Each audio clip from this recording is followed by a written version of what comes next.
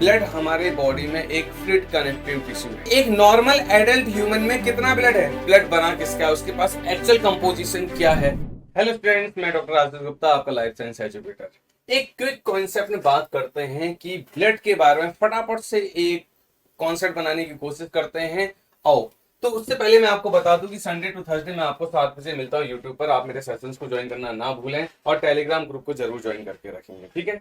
Coupon code additional discount के लिए आप ASH ISHG यूज करेंगे। बात करते हैं हम ब्लड। अगर हम ब्लड के रिस्पेक्ट में बात करें तो देखो, ब्लड है क्या, हमारी बॉडी में ब्लड की जरूरत क्या है, इन सारी चीजों को समझने की कोशिश करते हैं एक बार। ब्लड हमारे बॉडी में एक फ्लूइड कनेक्टिव टिश्यू है। अब अगर ये कनेक्टिव टिश्यू है तो इसका मतलब इसका ओरिजिन मेसोडर्मल होगा और इसके पास एक मैट्रिक्स होगा, लेकिन वो मैट्रिक्स यहाँ पर सॉलिड नहीं है, वो मैट्रिक्स यहाँ पर लिक्विड है। इसीलिए इसको बोलते हैं स्पेशल या फ्लूइड कनेक्टिव टिश्यू। इसीलिए इसको क्या बोला गया है, इसको आपने नाम दे दिया क्या, special fluid connective tissue. Fluid connective tissue यहाँ पर जो, क्योंकि मैट्रिक्स है वो आपका सॉलिड नहीं है, ये बात को आपको ध्यान में समझना होगा। अगला पॉइंट हम बोलेंगे कि यहाँ पर भाई एक नॉर्मल एडल्ट ह्यूमन में कितना ब्लड है। एक नॉर्मल एडल्ट ह्यूमन में अगर मैं बात करूं तो मेरे पास something around 5 to 5.5 litre blood है। ये तब बात कर रहे हैं जब कोई भी एक्स्ट्रा कोई आपकी कोमॉर्बिडिटी यूज नहीं हो रही है। एक नॉर्मल एडल्ट ह्यूमन को हम टारगेट कर रहे हैं 5 लीटर टू 5.5 लीटर। जो लोअर रेंज है वो वीमेन में रिप्रेजेंट हो रही है और हायर रेंज आपका मैन में रिप्रेजेंट हो रही है।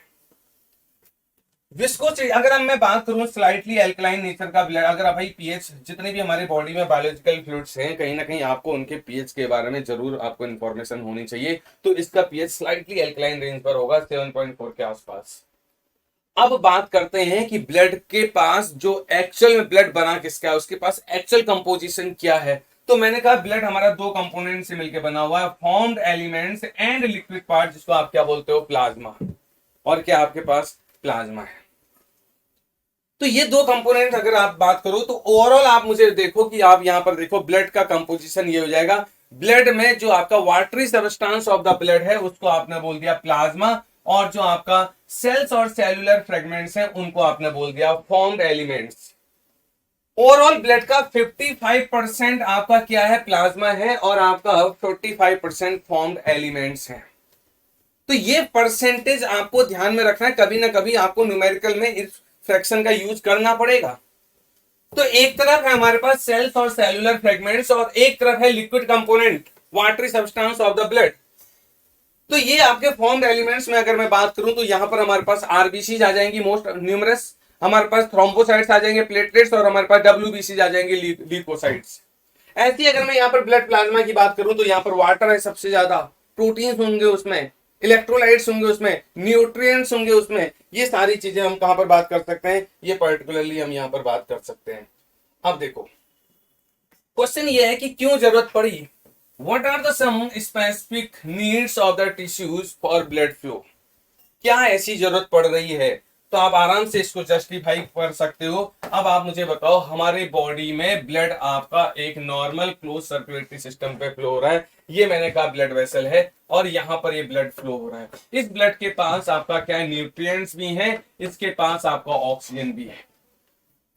ऑक्सीजन ट्रांसपोर्टेशन आरबीसी के थ्रू हो रहा है, और जो हम फूड इंटेक कर रहे हैं, जो हम खाना खा रहे हैं, वो खाना हमारे डाइजेस्टिव ट्रैक्ट में जा रहा है, और वो डाइजेस्टिव ट्रैक्ट में जाने के बाद हो क्या रहा है, वो हमारा कॉम्प्लेक्स फूड पार्टिकल अपने सिंपलेस्ट मोनोमेरिक कांस्टिट्यूएंट में जब ब्रेक हो रहा है तो वो आपका क्या हो रहा है, वो हमारे डाइजेस्टिव ट्रैक्ट से फिर एब्जॉर्ब भी हो रहा है, और वो एब्जॉर्ब होने के बाद हमारे ब्लड में आ रहा है, और ब्लड के थ्रू क्या हो रहा है, वो सर्कुलेट हो रहा है, ब्लड के थ्रू सर्कुलेट हो रहा है वो, और तब जाके हमारे बॉडी के रिक्वायर्ड पार्ट्स को जाके वो डिलीवर हो जा रहा है। तो हमारा मेन काम क्या है, ये मैंने कहा कोई एक टिश्यू या सेल है, तो इस सेल को जो रिक्वायर्ड न्यूट्रिएंट है वो ब्लड प्रोवाइड करेगा, रिक्वायर्ड ऑक्सीजन है ये ब्लड प्रोवाइड करेगा, और सेल का अपना मेटाबॉलिज्म परफॉर्म होगा। और जब सेल का अपना मेटाबॉलिज्म परफॉर्म होगा, जब यहां सेल मेटाबॉलिज्म परफॉर्म करेगी, तो कहीं ना कहीं CO2 as a metabolic waste भी रिलीज होगा। अब बॉडी को ये CO2 यहां रखनी नहीं है, ये CO2 आपका ब्लड के थ्रू ही क्या होगी, बाहर भी जाएगी। तो पूरी बॉडी के जितने भी डिफरेंट सिस्टम्स हैं, जितने डिफरेंट ऑर्गन्स हैं, वो कहीं ना कहीं हमारे सर्कुलेटरी सिस्टम के साथ कनेक्शन बना रहे हैं। कनेक्ट हो रहे हैं तो जो चीजें रिक्वायर्ड है वो ब्लड के थ्रू ही आपकी क्या हो रही है, वो डिलीवर हो रही है। तो हमने कहा जो हर एक सेल को, टिश्यूज को जो रिक्वायर्ड न्यूट्रिएंट है वो ब्लड के थ्रू डिलीवर हो रहा है, ऑक्सीजन ब्लड के थ्रू डिलीवर हो रही है, मेटाबॉलिक वेस्ट CO2 ब्लड के थ्रू ही बॉडी से बाहर हो रहा है। ऐसे ही हर एक सेल का अपना आयनिक कंसंट्रेशन है, तो ब्लड के थ्रू इलेक्ट्रोलाइट्स भी ट्रेवल कर रहे हैं एज पर द नीड, वो कहीं ना कहीं डिलीवर हो रहे हैं सेल्स को, उनका इलेक्ट्रोलाइट बैलेंस भी मेंटेन हो रहा है। सिग्नलिंग मॉलिक्यूल्स याद करो, हार्मोन्स अगर कोई एंडोक्राइन ग्लैंड से आ रहा है तो उनके पास कोई और सोर्स नहीं है, एंडोक्राइन ग्लैंड्स अपने हार्मोन्स को डायरेक्टली ब्लड में रिलीज करते हैं। और जो एंडोक्राइन हार्मोन्स हैं उनको अपना एक्शन देने के लिए अपने टारगेट साइट में भी जाना होगा। टारगेट साइट में जाएंगे कैसे, ब्लड के थ्रू ही तो ट्रेवल कर रहे हैं।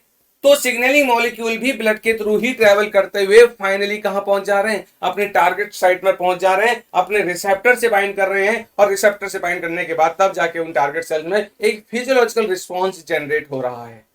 तो इतनी बातें मैंने आपको डिस्कस कर दी है। पॉइंट अगर मैं मेंशन करूं तो यस, आप बोल सकते हो delivery of oxygen to the tissue, कोई दिक्कत वाली बात नहीं है। आपने बोला डिलीवरी ऑफ अदर न्यूट्रिएंट्स, बिल्कुल सही बात है। मेटाबॉलिक वेस्ट का रिमूवल बॉडी से, बिल्कुल सही बात है।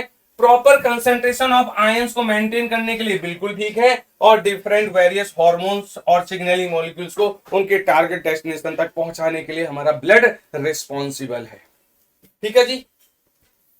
उसके बाद फिर मैंने बात की जो सेल्यूलर फ्रेगमेंट, मैंने कहा अभी आपका फॉर्म्ड एलिमेंट्स 45%, प्लाज्मा हमारा 55% बनाता है, तो सेल्यूलर एलिमेंट्स 45% बना रहे हैं। तो इसमें जो अगर हम नंबर देखूं, मैं नंबर के रिस्पेक्ट में बात करूं तो सबसे कम नंबर पर जो सेल्स हैं वो हमारी ल्यूकोसाइट्स हैं, जिनको आप WBCs भी बोलते हो। समथिंग अराउंड 5000 to 10,000 पर mm³ ऑफ ब्लड है, और इनका मेन काम जो है वो आपका डिफेंस एंड इम्यूनिटी में होगा। Defence and immunity. एक चीज ध्यान में रखेंगे, ये जो डेटा मैंने एक पर्टिकुलर रेफरेंस बुक का लिया हुआ है, आप अगर किसी दूसरे रेफरेंस बुक का डेटा ले रहे होगे तो थोड़ी बहुत वैल्यू ऊपर नीचे होगी, तो बिल्कुल वैल्यू फिक्स मत याद रखें, थोड़ा बहुत रेंज में ऊपर नीचे याद रखें। वैसे इसमें मैंने कहा ल्यूकोसाइट्स में बेसोफिल्स, लिम्फोसाइट, इओसिनोफिल्स, मोनोसाइट्स, लीट्रोफिल्स, ये सब हमारे किसमें आ जाएंगे, हमारे ल्यूकोसाइट्स के अंदर काउंट होंगे। फिर उसके बाद बात करेंगे प्लेटलेट्स। प्लेटलेट्स अपने आप में होल सेल्स नहीं है, these are the cellular fragments, और इनका काउंट अगर आप देखोगे तो लैक्स में होगा, 2 लाख से लेकर 4 लाख पर mm³ ऑफ ब्लड के आसपास होगा। रेंज थोड़ा बहुत बुक टू बुक वेरी करेगी, इस बात को जरूर ध्यान में रखना।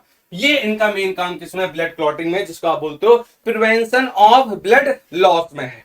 इसके बाद अगला है इरिथ्रोसाइट, जिसको आप बोलते हो RBC। Most numerous blood cells हैं ये, मोस्ट न्यूमरस फॉर्म्ड एलिमेंट्स हैं ये, और इनका नंबर आप मिलियंस में देखोगे पर mm³ ऑफ ब्लड के रिस्पेक्ट में, तो something around 5 million to 6 million पर mm³ ऑफ ब्लड है। और इसका सबसे इंपॉर्टेंट काम है गैसियस ट्रांसपोर्ट। हमारी बॉडी में 99% ऑक्सीजन का ट्रांसपोर्ट RBC में जो हीमोग्लोबिन है उसके थ्रू हो रहा है। तो हम सिंपल बोल सकते हैं ऑक्सीजन ट्रांसपोर्टेशन, या सिंपल आप बोल दो गैसियस ट्रांसपोर्टेशन में इसका रोल है। तो ये हो गए हमारे डिफरेंट फॉर्म एलिमेंट्स और उनके एक कॉमन फंक्शन। ऐसे अगर मैंने यहां पर बात कर दी प्लाज्मा, तो प्लाज्मा के देखो आप यहां पर 55% ओवरऑल ब्लड का 55% watery substance of the blood, जिसको आप बोल रहे हो प्लाज्मा, और इसमें आप बोलोगे सबसे ज्यादा क्या है, सबसे ज्यादा आपका वाटर है। कितना, समथिंग अराउंड 92%, तो इसमें क्या है, वाटर है। इसके बाद इसमें प्लाज्मा प्रोटीन होंगे समथिंग अराउंड 6% के आसपास प्लाज्मा प्रोटीन।